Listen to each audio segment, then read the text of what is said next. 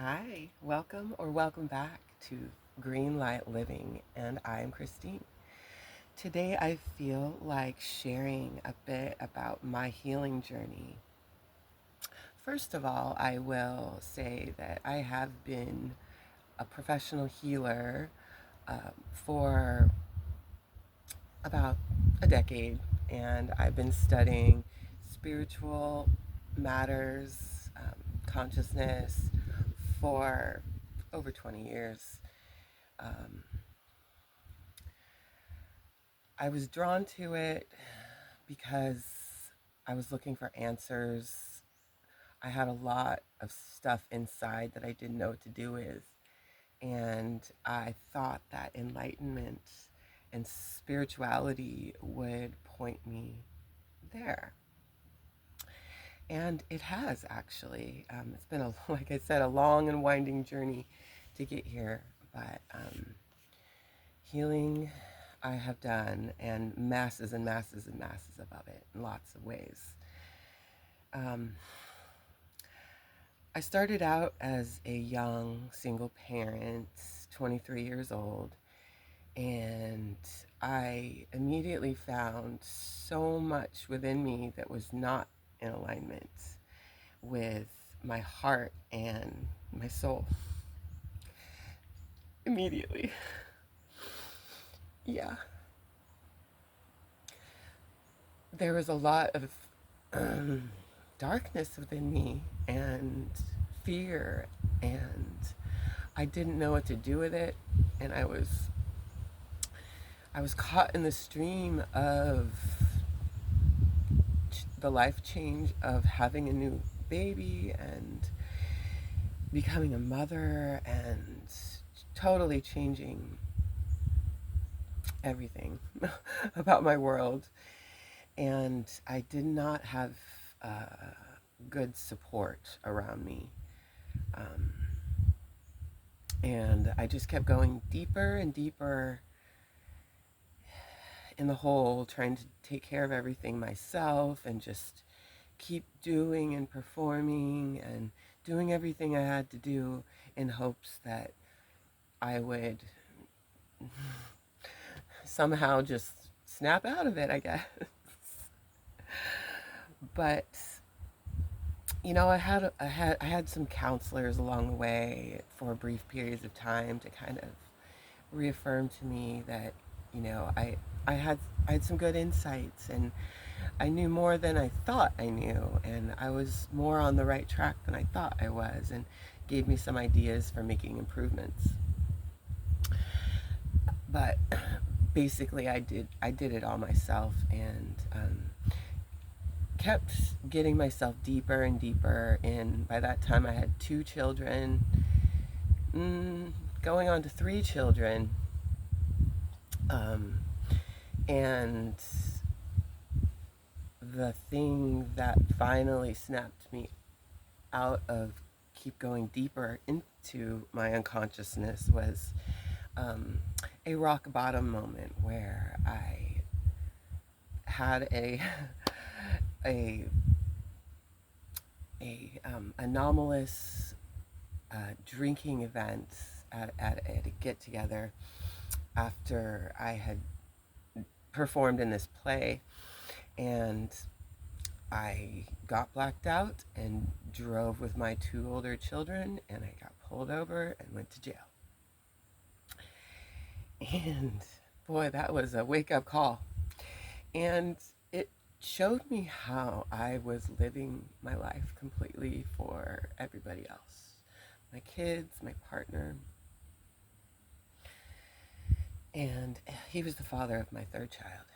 And it showed me that I needed to start living for myself. And so I I volunteered at my son's school for a while, to be of service, and then I went back to school to get my marine biology degree because I felt this higher calling to help a particular ocean event that was happening at the time, sea star wasting syndrome. And So I guess that was the point that I started making my life a focus in my life. And not just taking care of everybody else and serving everybody else. And if you've seen my other video on qhht, you'll know that going back to school led me to studying and practicing quantum healing hypnosis technique.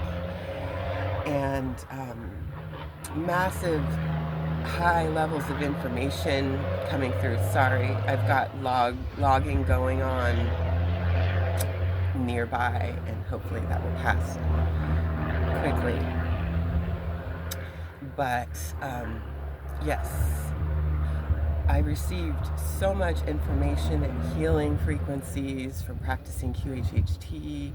It really got me on the path of healing myself at a certain point.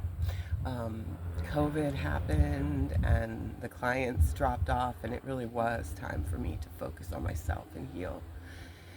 And around that time, I came in contact with an amazing group of ladies, other healing ladies, that had all these wonderful gifts and beautiful hearts. And we got together and started supporting each other and trading healing, trading healing and just being friends and a tribe for each other. And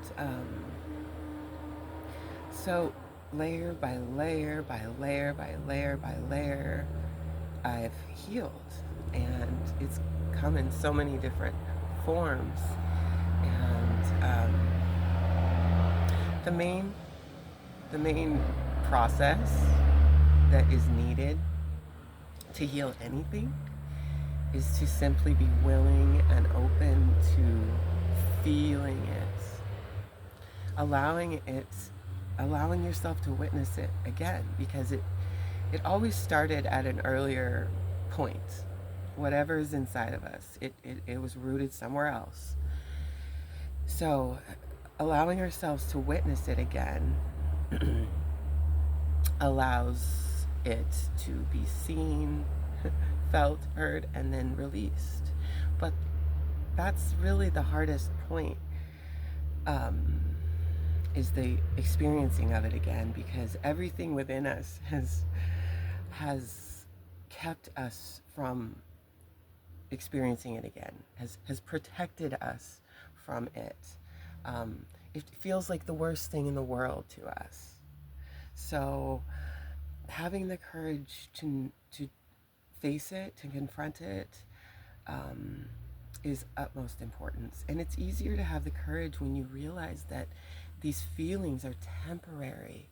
They're not forever. I feel like there's a subconscious belief or a knowing that they've been with us for so long, and sort of the expectation that they'll always be there. But understanding that they're there because we've repressed them will give us the courage to freely experience them. And let me tell you, it is uncomfortable at very least. It sometimes feels like you're being ripped apart, but it's okay. It's temporary. It doesn't last forever. And when you allow yourself to actually witness it without judgment, without getting attached to it, thinking that it's going to be there forever, in fear, it releases and you become lighter. It feels so much better on the other side. Try it. I swear, you will be a believer too. Oh my gosh. There's always layers, and we're never really there, but we are. We are. Actually, that idea prevented me from sharing my knowledge and experience for so long, because I never quite felt like I was healed enough to be a pure enough channel to share my information.